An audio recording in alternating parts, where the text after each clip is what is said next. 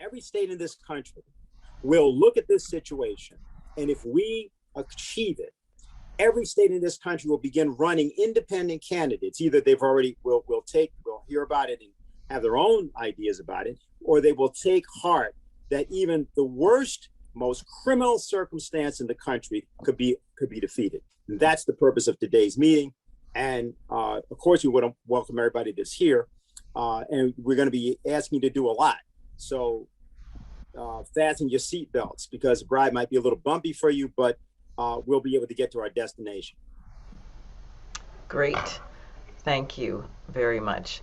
So what I want to do is now just go to the presentation on some of the specifics on petitioning, and people can, if you have questions in the middle of things, write them in the chat.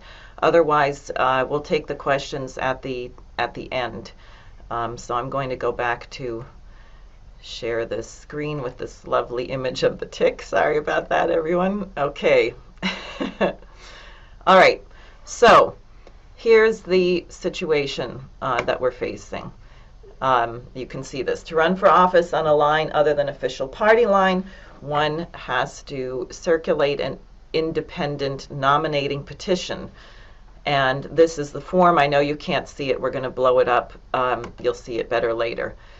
The signature requirements now are that in a statewide race, such as the U.S. Senate race, we must get at least 45,000 voters, or 1% of the total number of votes in the last presidential election, excluding blank and void ballots, whichever is less, of whom we need at least 500 signatures, or 1% of enrolled voters, whichever is less, in each of half of the 26 congressional districts. So we need 45,000 ballot signatures. We need 500 valid signatures in each of at least 13 congressional districts. That's why it's very good that we have so many people on today from all over the state. Now, this is important because we're going to ask you to mobilize also to get this reversed. There's legislation in the Assembly sponsored by Assemblyman John Salka to reverse this insanity. This is a change, and this tells you where the change was.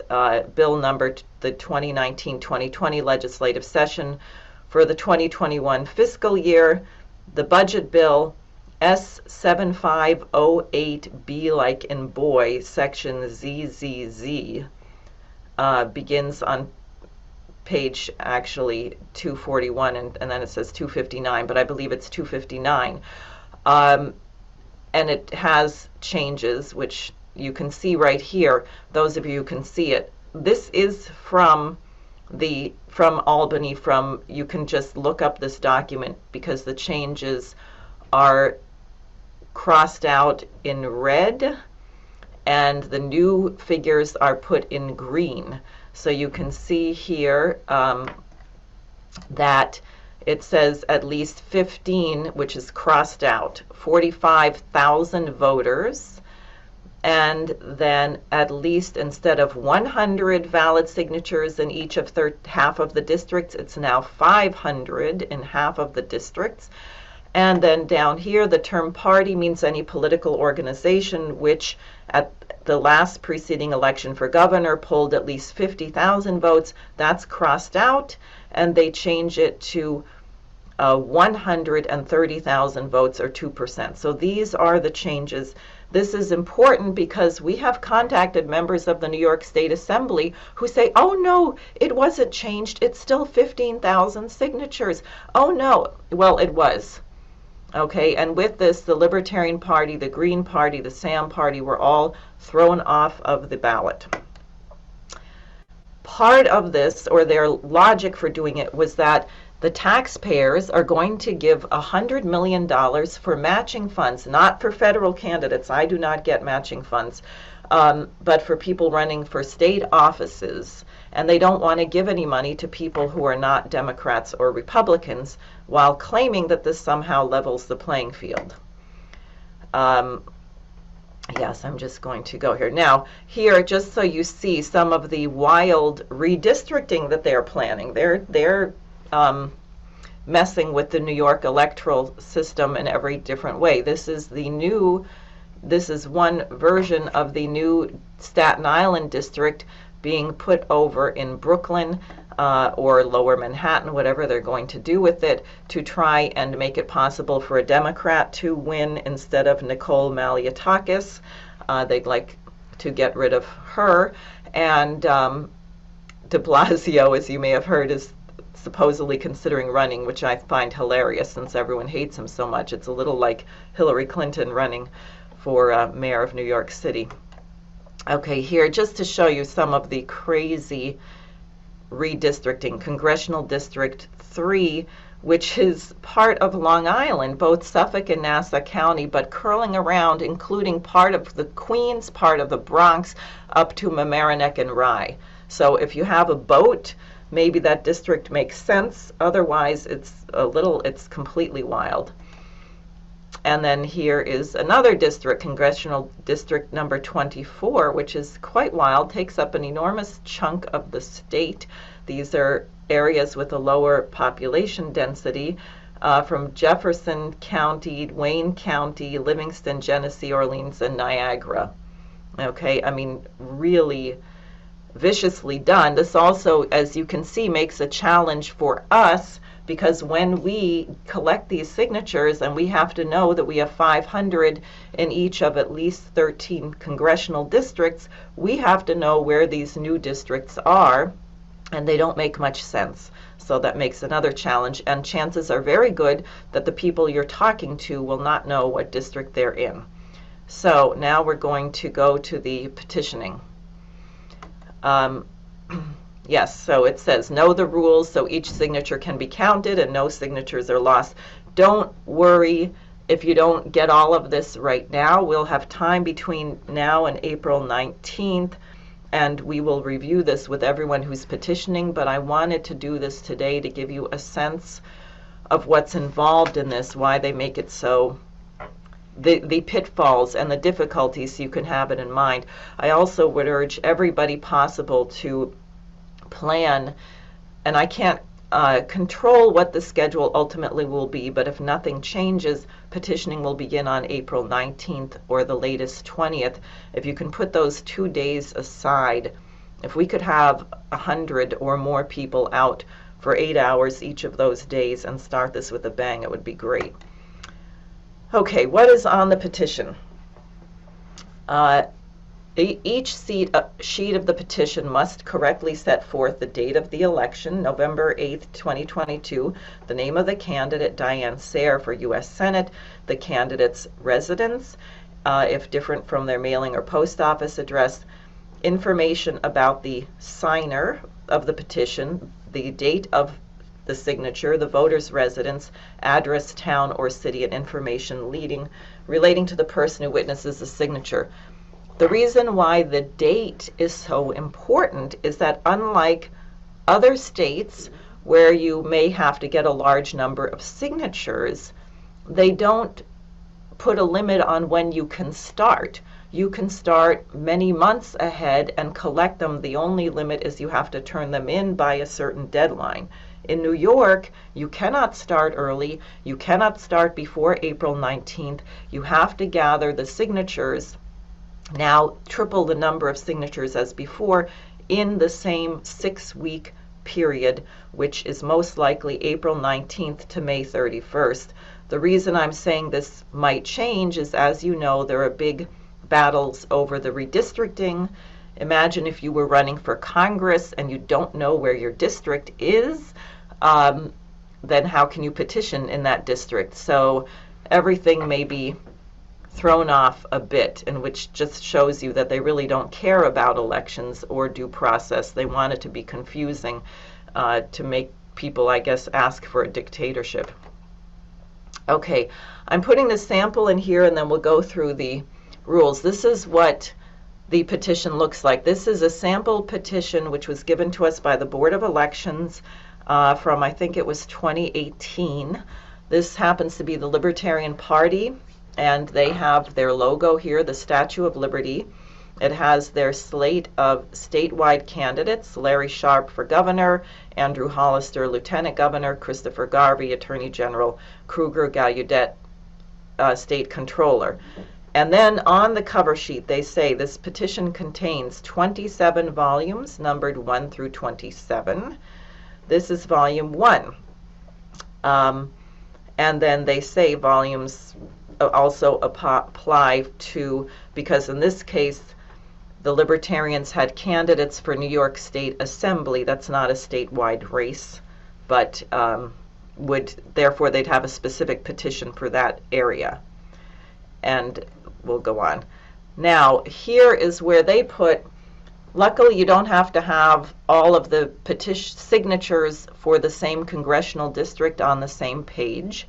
So in the old days, remember, it was 100 signatures per district. Now it's 500. So they tell you at least 100 signatures from Congressional District 16 can be found in volume 14, pages 1 through 123. So on your part of your cover, you let the Board of Elections know that you have met that requirement by saying approximately where. You don't have to itemize each signature, but where they will find at least 100 signatures from a given congressional district.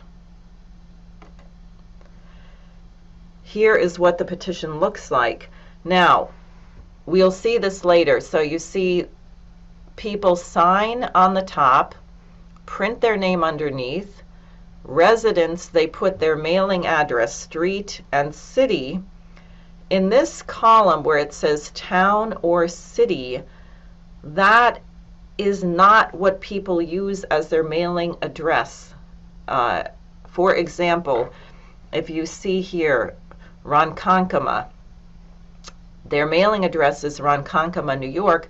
Well, that happens to be in the town or city of Islip.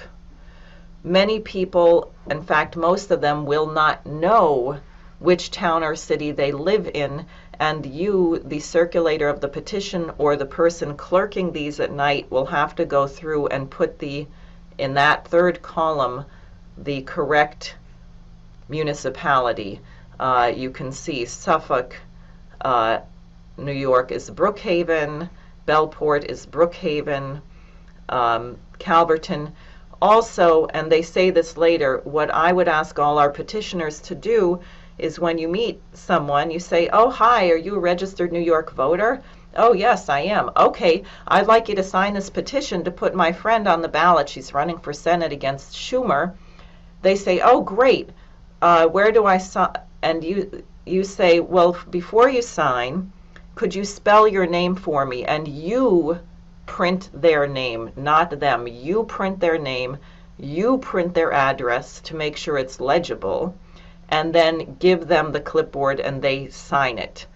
Obviously, you cannot sign for someone else. They must sign it, but it is not required that they write everything else. And we would like to save ourselves a lot of time and eye strain and print everything that can be printed. We'll get to that later.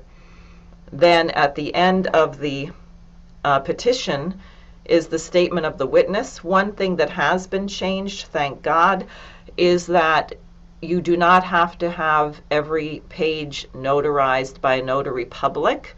So here is the witness, Paul Grindle, name of witness, state, "I am a duly qualified voter of the state of New York and now reside at 80 Main Avenue, Center Reach, New York." Each of the individuals whose names are subscribed to this petition sheet containing, in this case, the page only had one signature, subscribed the same in my presence on the dates above indicated and identified himself or herself to be the individual who signed this sheet. I understand that this statement will be accepted for all purposes as the equivalent of an affidavit, and if it contains a material false statement, shall subject me to the same penalties as if I had been duly sworn. So that's the language. So you don't need a notary, and then you put the date and the witness signs that. But it does mean every signature must be in your presence, and we'll get to that. Okay, so here it is. Here's what the petition looks like before it's filled in. And it tells you what they're signing to. I, the undersigned, do hereby state I'm a registered voter of the political unit for which a nomination for public office is hereby being made, in this case, independent body, so anyone can sign, of any party, that my present place of residence is truly stated, etc., the name of the candidate. These things, we will produce petitions which will be filled in for you. You don't have to put that in. And it will say all of this, and then it gets to the signer. And as I said, the voter need only sign the appropriate line on the petition sheet. All other information may be filled in by someone else. Corrections may be made to any information on the signature line, except, of course, the signature. However, corrections or alterations must be initialed by the person making the correction. The pages of a petition must be sequentially numbered and securely fastened. Again, all of this, don't worry, it's just to give you a sense of it. It'll be very natural as we work on it. Who may sign the petition to nominate an independent candidate for U.S. Senate? Any registered voter in New York State who has not already signed a designating petition for another candidate running for U.S. Senate. So if you are visiting someone on the Republican committee or the Democratic committee and they say, oh no, I already signed for Chuck Schumer, that person should not sign the petition. In general, most people will not have signed a petition for someone else running for U.S. Senate, so I think you don't have to worry about it. But if they say, oh, I already signed for Joe Pinion or I already signed for Alex Michi, then they should not sign this petition. This just shows you again with the petition not yet filled out what it looks like. So the date is over here on the left. The printed name is underneath. The signature is on top. Residence, which will be largely their mailing address, not a P.O. box. Nobody lives in a P.O. box, so make sure they don't put that. Their street address, and then the town or city. When you ask people to sign, ask them to use their legal name. It must include the date, and it must include the signer's full address, as we said, right? 15 Main Street, Suffolk, New York, etc.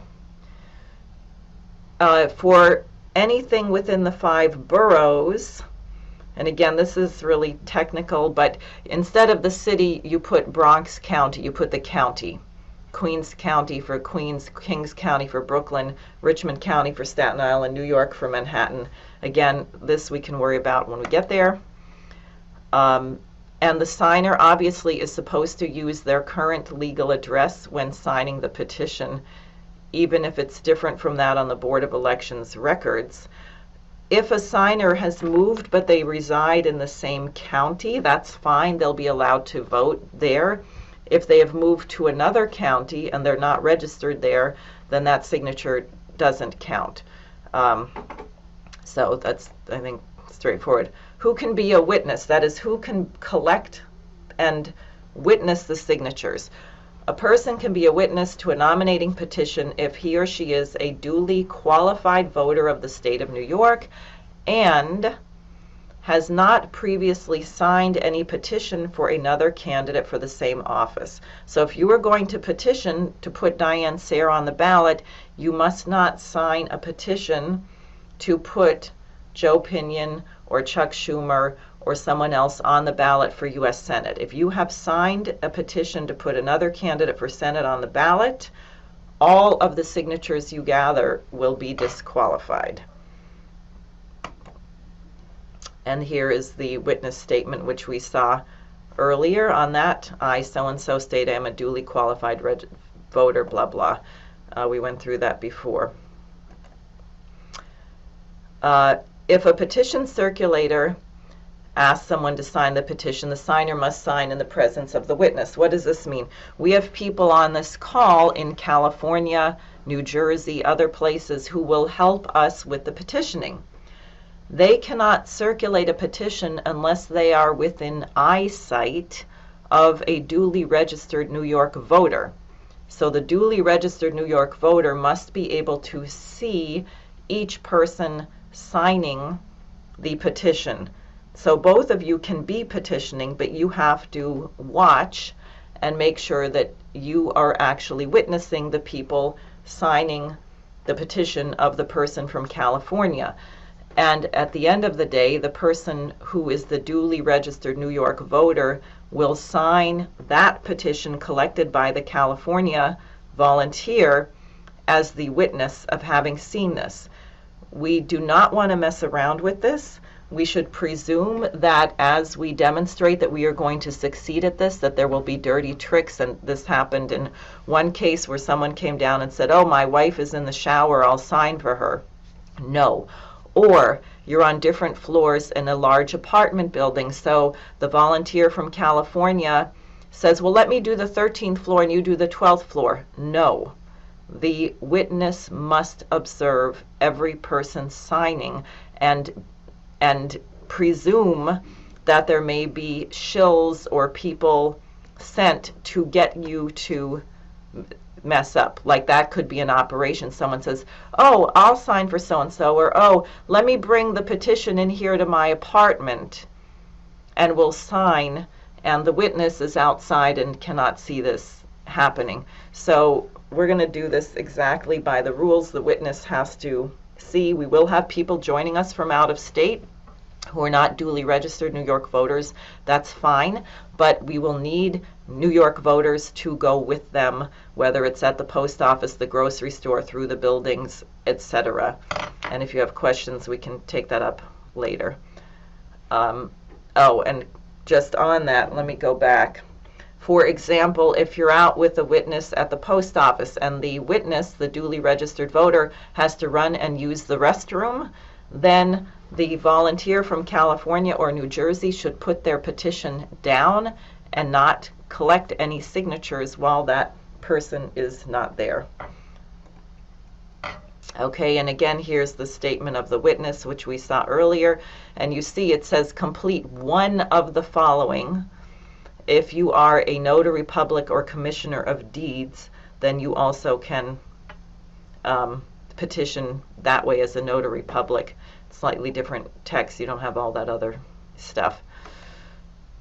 Okay, so unless the law is changed, we have 6 weeks to gather over 100,000 signatures. Why am I saying that? Because signatures will be disqualified. Someone might have the wrong address.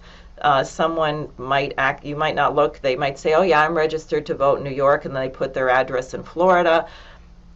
All kinds of things happen. We always would get 2 to 3 times the number of required signatures. We have 6 weeks, okay?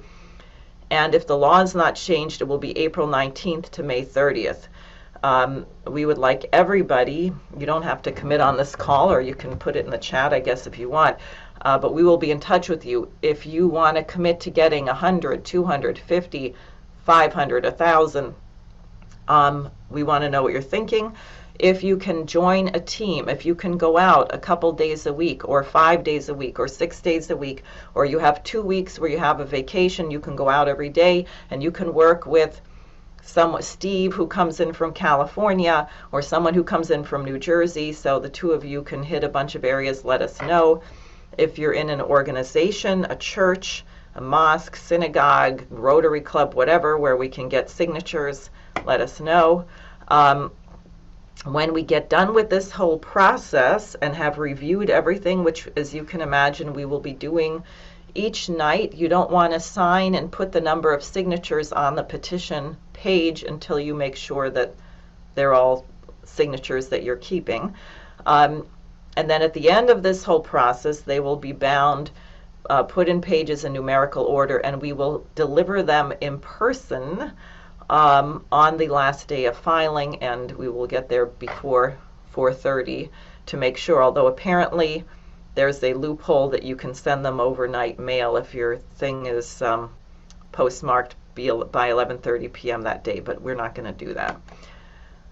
Now, here, Finally, everyone here should get to their assemblyman. This is the bill number AO8683, which was introduced by John Salka to reverse the outrageous requirements, to lower the number of signatures to go back to the 15,000, and to allow us to gather the signatures from June basically through the middle of August, to double the amount of time to get the signatures.